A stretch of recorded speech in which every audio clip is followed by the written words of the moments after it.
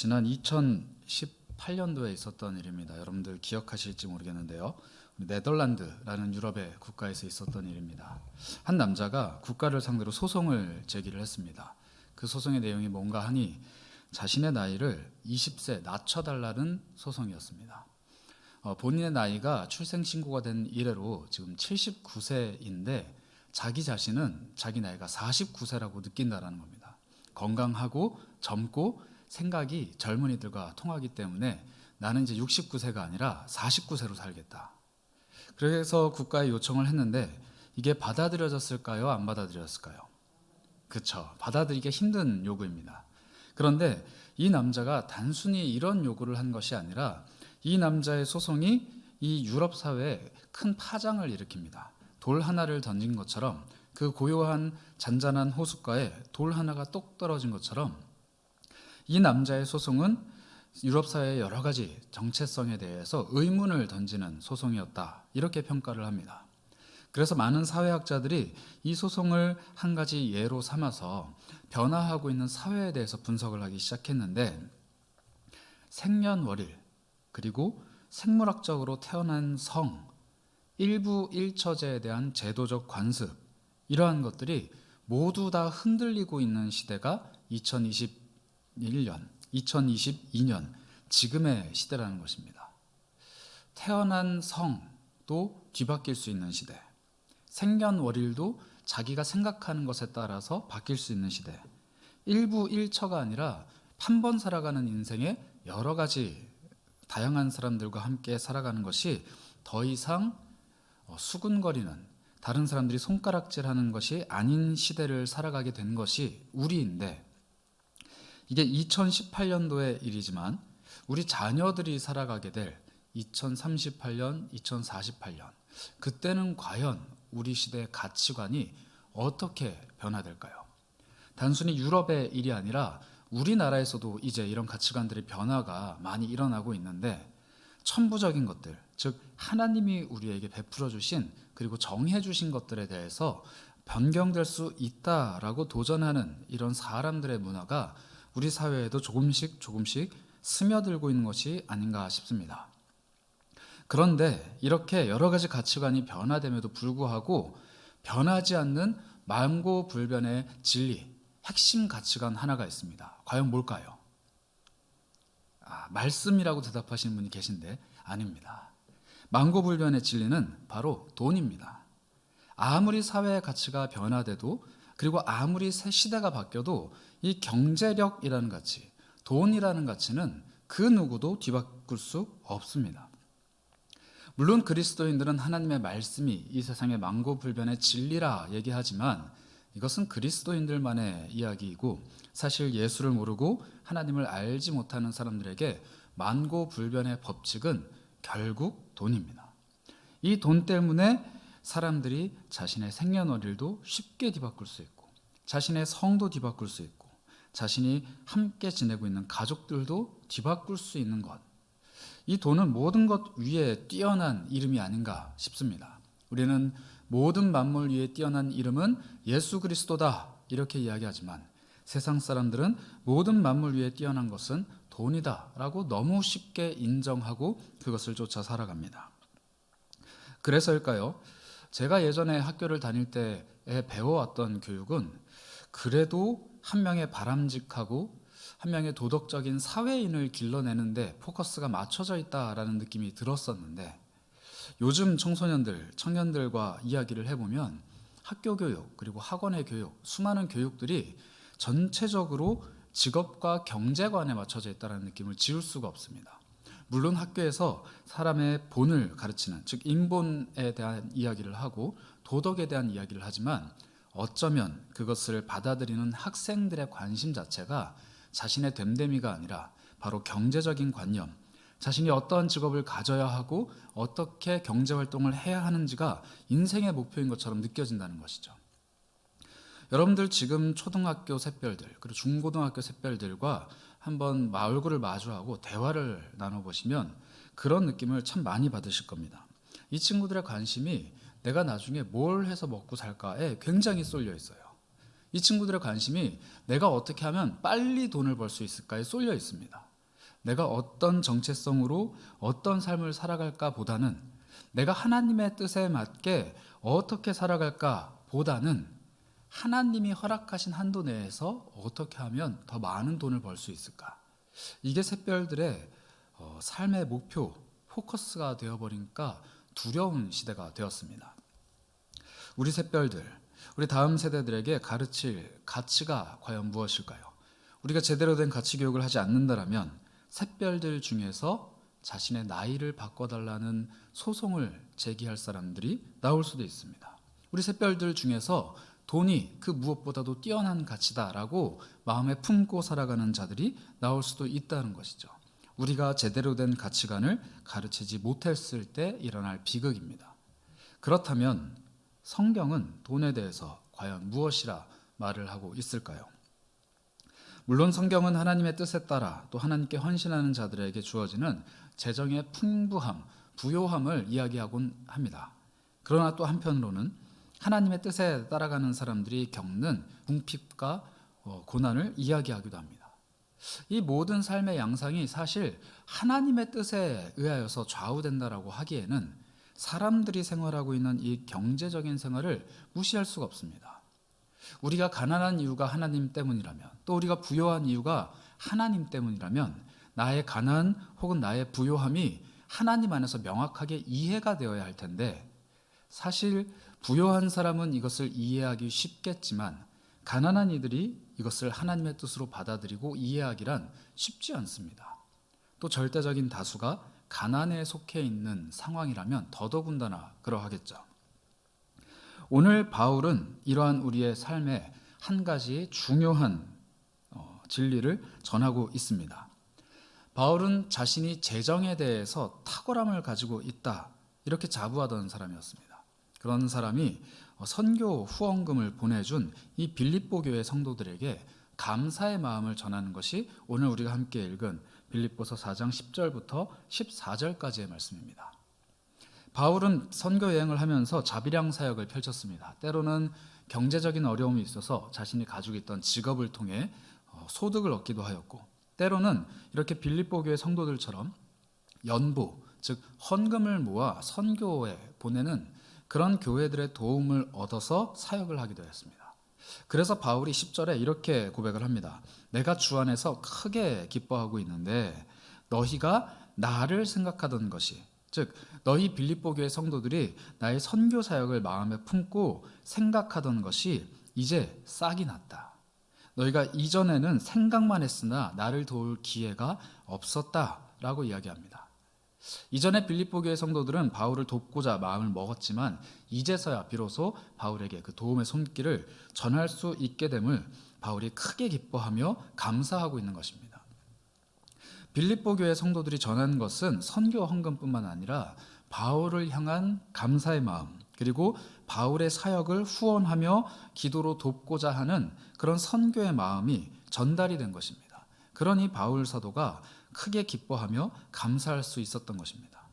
그런데 바울은 자신이 감사하고 있는 이유가 큰 돈 혹은 선교 헌금 때문이 아니라고 분명하게 밝힙니다. 11절입니다. 내가 궁핍함으로 말하는 것이 아니니라. 어떠한 형편에서든지 나는 자족하기를 배웠다. 내가 지금 선교를 펼치고 있는데 가난해서 너희가 보낸 이 선교 헌금으로 기뻐하는 것이 아니라 나는 어떠한 형편에서든지 스스로 만족하는 법을 이미 배운 사람이다. 12절은 이 만족을 이렇게 표현합니다. 나는 비천에 처할 줄도 알고 풍부에 처할 줄도 알아. 모든 일, 곧 배부름과 배고픔과 풍부와 궁핍에도 처할 줄을 아는 일체의 비결을 배운 사람이다. 즉 바울이 지금 이야기하고 있는 바는 나는 비천한 자리, 그리고 풍요로운 자리, 배부른 자리, 배고픈 자리 모두 다 겪어봤기 때문에 각각의 처소에서 각각의 상황에서 어떻게 이것을 견뎌내고 자족할 줄 아는지 이미 배운 사람이다. 그럼에도 불구하고 내가 여러분들의 손길에 기뻐하는 이유가 있다라고 이야기하는 것입니다. 사실상 바울은 궁핍한 자였습니다. 그러나 궁핍한 자는 재정이 충족될 때 감사하기 마련인데 하나님의 사역을 펼치는 바울로서는 이 재정이 충족되면 더 큰 사역, 더 넓은 사역을 펼칠 수 있기에 감사하는 것이 당연합니다. 그러나 바울의 감사 포커스는, 이 감사의 초점은 우리의 생각과는 조금 다릅니다. 그는 재정에 충족된 이 상황, 하나님께서 빌립보 교회 성도들을 통해서 자신의 궁핍함을 충족시켜 주었기 때문에 감사하는 것이 아닙니다. 바울은 무엇 때문에 감사하고 있는가? 그가 말하고 있는 13절 말씀이 우리에게 이렇게 전합니다. 내게 능력 주시는 자 안에서 내가 모든 것을 할 수 있다. 지금 선교의 헌금을 받고 감사의 마음을 전하는 바울이 내가 이 헌금 때문에 감사하고 있는 것이 아니라 나는 헌금이 아니더라도 충분히 만족하고 자족할 수 있는 삶을 살 수 있는데 그 이유는 내게 능력을 주시는 분이 따로 있기 때문이다. 여러분들이 보내준 헌금, 나를 비천에서 풍부로 옮기는 헌금일지 모르겠으나 내가 비천에 처해도 능력을 주시는 분은 예수 그리스도이시고, 내가 풍부할 때도 능력을 주시는 분 또한 예수 그리스도이시고, 내가 배부르나 배고프나 언제나 능력을 주시는 분이 예수 그리스도이기 때문에 내가 그의 안에만 있으면 뭐든지 할 수 있다. 나는 그래서 기쁘다. 이렇게 이야기하고 있는 것입니다. 즉 바울이 말하는 것은 가난하고 배고플 때 자신이 어떻게 하면 부요롭게 풍요롭게 그리고 배부를 수 있는 상황으로 바꿀 수 있는지, 좀 노골적으로 말하자면 어떻게 하면 돈을 벌 수 있는지 일체의 비결을 가지고 있다, 이렇게 말하고 있지 않습니다. 내가 배고플 때도 그것을 견뎌낼 수 있는 비결, 내가 풍요로울 때에도 그것을 견뎌낼 수 있는 비결, 내가 어느 상황에 있든지 나를 능력을 가진 자로 삼아주시고 나를 통해서 일을 하시는 예수 그리스도를 알고 있는 것이 자신의 감사의 비결, 기쁨의 비결이다, 이렇게 말하고 있는 것입니다.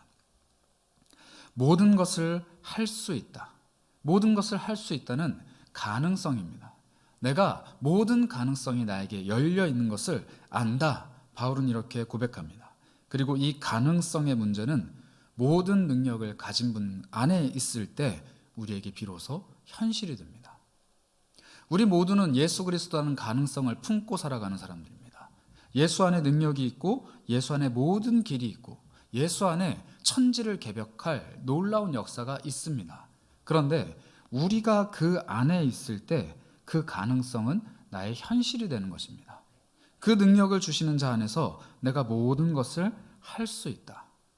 바울은 그 예수 안에서 이루어지는 모든 것을 알았기 때문에 빌립보 교회 성도들이 보낸 헌금이 얼마나 크든지 작든지 상관없이 기뻐할 수 있었습니다. 바울이 기뻐한 것은 그 능력에 동참하는 빌립보 교회 성도들이기 때문입니다. 바울은 지금 빌립보 교회 성도들을 향해서 능력을 주시는 자 안에서 내가 모든 것을 할 수 있는데 14절입니다. 그러나 너희가 내 괴로움에 함께 참여하였으니 잘하였도다. 이렇게 이야기합니다. 능력을 주시는 자 안에서 내가 모든 것을 할 수 있다. 내 괴로움도 극복해낼 수 있고 나의 괴로움을 저 멀리 던져버리고 행복의 길, 기쁨의 길, 놀라운 은혜의 길을 걸어갈 수 있지만 지금 내가 복음을 위하여 겪고 있는 이 괴로움에 여러분들이 함께 동참한 것이 나는 너무나도 기쁘고 또 기쁘다. 이렇게 이야기하고 있는 것입니다. 단순히 헌금을 보낸 그 손길이 아니라, 단순히 바울의 사역을 물질적으로 후원한 그 손길 때문이 아니라 바울의 사역에 빌립보 교회 성도들이 동참하겠다 하는 그 의지, 그 마음, 그것을 보고 바울이 기뻐하고 있다는 것입니다. 우리는 빌립보 교회 성도들과 그리고 바울이 함께 세워가고 있는 선교의 사역들을 사도행전과 이 빌립보서를 통해 살펴볼 수 있습니다. 그리고 수많은 사람들, 믿음의 선배들과 수많은 형제 교회들이 펼쳐왔던 믿음의 사역들을 우리는 알고 있습니다. 그리고 우리 세계력 교회가 지금 펼쳐가고 있는 놀라운 하나님의 사역을 함께 보고 있습니다. 그런데 우리는 너무나도 쉽게 능력의 근원이 누구인지를 찾고 있는 사람들입니다. 우리가 했다, 우리 공동체가 했다, 사람이 했다라는 자만에 빠지기에 너무 쉬운 사람들이라는 것이죠. 왜냐하면 우리가 할 수 있다라고 이야기하는 것에는 자연스럽게 결과가 포함되어 있기 때문입니다. 열매가 나타날 수 있다. 그런데 그 열매가 우리 손에 쥐어지게 되면 우리는 예수의 능력으로 이 일을 한 것이다. 우리 가정이, 나의 자녀가, 내 기업이, 내가 펼치고 있는 수많은 일들이 열매를 얻기만 하면, 능력을 취하기만 하면 그것은 능력이 되신 예수 그리스도께서 살아계시다라는 증거다. 내 삶을 통해 역사하신다라는 증거다라는 공식이 내 머릿속에 있기 때문에 그것이 일어나지 않으면 예수가 무능력해지는 놀라운 오류를 쉽게 범한다는 것입니다. 내가 가난하면, 내가 건강하지 못하면, 내 삶이 어그러지고 내 삶이 무너지고 내 삶이 쓰러지면 예수가 침묵하고 있다라고 쉽게 느낀다는 것이죠.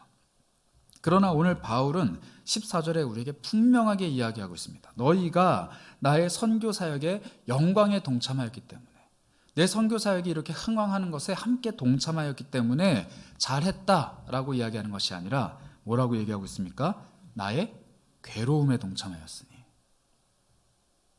바울은 선교 사역을 펼치면서 수많은 영혼들을 얻었고 하나님께로 인도하였으며 예수 그리스도가 펼치신 기적만큼 놀라운 기적을 자기 손으로 펼친 사람입니다.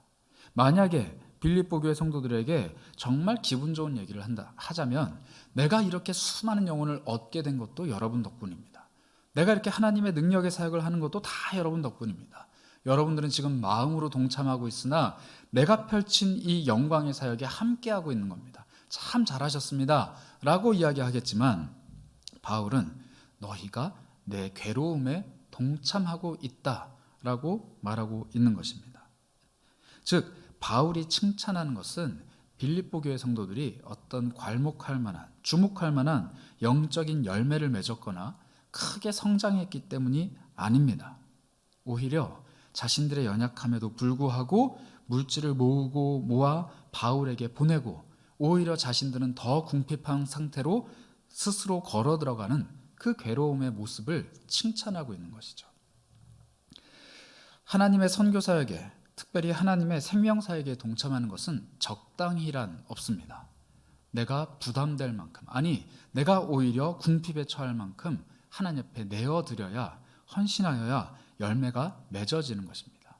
그래서 예수님이 말씀하셨습니다. 한 알의 밀이 땅에 묻어져 죽고 썩어야 열매를 맺는다. 한 알의 밀이 자신의 본질을 유지하고 있을 때는 생명이 맺어지지 않습니다. 그러나 바울이 칭찬하는 것처럼 주 예수 그리스도의 괴로움에 동참하고 사역의 어려움에 동참하며 이 궁핍함에 스스로 처하는 자들에게 예수 그리스도는 칭찬을 하시고 능력을 베푸신다는 것입니다. 바울은 그런 빌립보 교회 성도들을 잘했다, 잘하였도다 이렇게 칭찬을 합니다. 잘하였도다. 이 칭찬 우리가 어디서 많이 들어본 칭찬입니다. 우리 예수님의 비유 가운데 등장하는 구절인데요. 마태복음 25장에 보시면 예수님이 달란트 비유를 말씀하십니다. 1달란트, 5달란트, 그리고 10달란트 뭐 이렇게 다양한 달란트를 주시는데 그 달란트를 가지고 이윤을 남긴 사람들에게 예수님이 이렇게 말씀하십니다. 25장 20절입니다. 5달란트 받았던 자는 5달란트를 더 가지고 와서 이르되 주인이여 내게 5달란트를 주셨는데 보소서 내가 또 5달란트를 남겼나이다. 그 주인이 이르되 잘하였도다 착하고 충성된 종아 내가 적은 일에 충성하였음에 내가 많은 것을 내게 맡기리니 내 주인의 즐거움에 참여할지어다. 잘하였도다 이렇게 칭찬하시는 예수님. 예수님이 땅에 다시 오실 때 우리의 삶을 살펴보시면서 우리가 남겨놓은 열매들을 헤아리십니다. 그리고 우리를 향해 잘하였도다 이렇게 칭찬을 하실 겁니다. 마치 바울이 빌립보 교회 성도들에게 너희가 내 괴로움에 함께 참여하였으니 참 잘하였도다 이렇게 칭찬을 하였듯이 예수 그리스도 또한 우리에게 잘하였도다 이렇게 칭찬하실 텐데 이 달란트 비유 속을 자세히 살펴보시면 종이 남긴 것은 5달란트지만 그것은 종의 것이 아닙니다. 종이 얻는 유익은 전혀 없습니다. 오히려 5달란트를 남기기 위해서 자신의 놀라운 수고, 열심의 땀방울 그것을 투자해야 이 5달란트를 남길 수가 있었던 것입니다. 그리고 그 5달란트는 오로지 다시 주인이 취해갑니다. 즉 종은 여전히 종이고 종은 여전히 가난합니다. 그러나 종의 헌신, 자신의 것을 다 내어드리며 주인의 일에 충성한 이 종의 헌신을 향해 주인이 잘하였도다 라고 칭찬을 합니다. 그리고 난 후에 이렇게 이야기를 하는 것이죠. 적은 일에 충성하였음에 내가 많은 일을 맡길 것인데 그때 너는 주인의 즐거움에, 다른 성경 구절을 보면 주인의 기쁨의 잔치에 참여할 것이다 이렇게 이야기합니다. 주인의 달란트를 소중히 여기며 그것을 위해서 열심히 헌신한 이들에게 하나님은, 그리고 예수 그리스도는 즐거운 잔치, 즉 천국의 영광을 약속해 주십니다. 이게 우리가 이 땅을 살아가는 비결입니다. 종은 어떤 유익을 얻었기 때문에 주인에게 칭찬받은 것이 아닙니다. 빌립보 교회는 선교의 헌금을 보낸 후에 어떠한 생명의 열매를 맺거나 교회가 흥왕하는 열매를 얻었기 때문에 바울에게 칭찬받은 것이 아닙니다. 단지 달란트라는 능력을 주신 주인을 바로 이해하고 그것에 헌신했기 때문입니다. 우리는 기억해야 됩니다. 한 달란트 받은 종이 주인에게 책망받은 이유는 노력하지 않았거나 헌신하지 않았기 때문이 아닙니다. 한 달란트를 소중하게 여기지 않았기 때문도 아닙니다. 그가 책망받았던 이유는 주인을 오해하였기 때문입니다.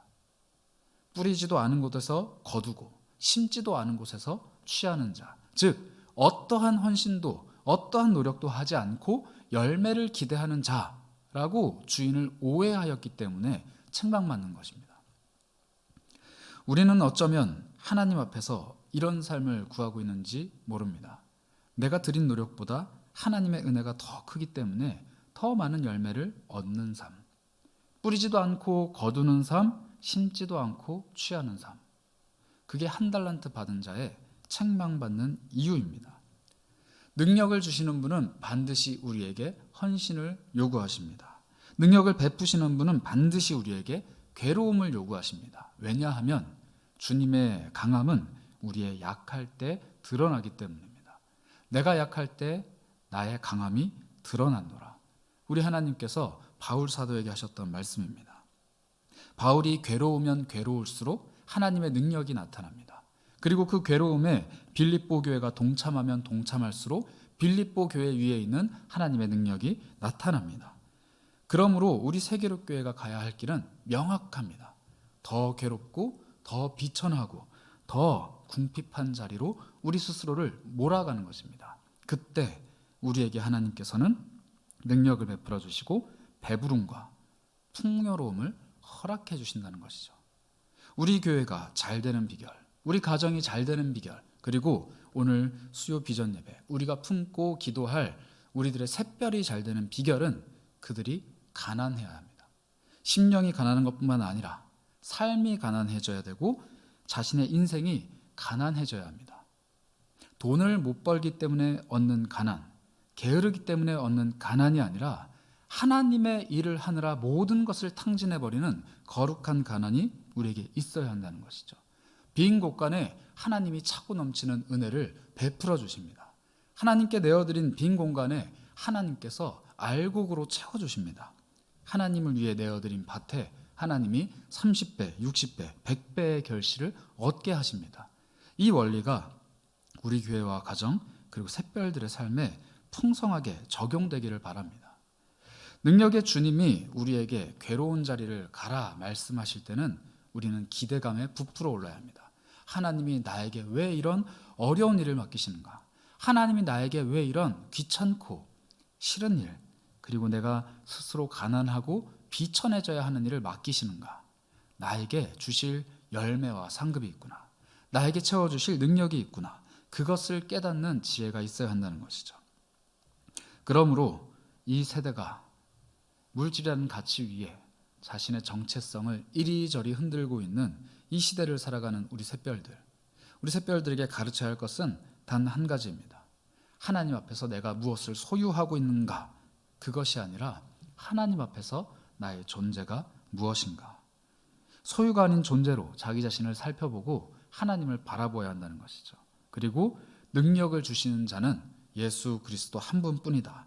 이것을 배우고 이해하고 실천하는 삶이 우리 모두에게 있어야겠습니다. 제가 2018년도 아까 말씀드렸던 그 네덜란드에서 소송이 일어난 해에 저는 결혼을 했습니다. 그리고 나서 신혼여행을 갔습니다. 근데 좀 멀리 갔어요. 비행기를 타고 열심히 갔는데 여러분들 시차라는 것 아마 아실 겁니다. 한국에선 낮이지만 그곳에선 밤인. 그래서 제가 나름대로 시차 적응을 하겠다고 비행기에서 쿨쿨 잤습니다. 열심히 자고 도착을 했습니다. 근데 막상 도착하니까 시차가 적응이 안 돼서 첫날 밤에 또 잤습니다.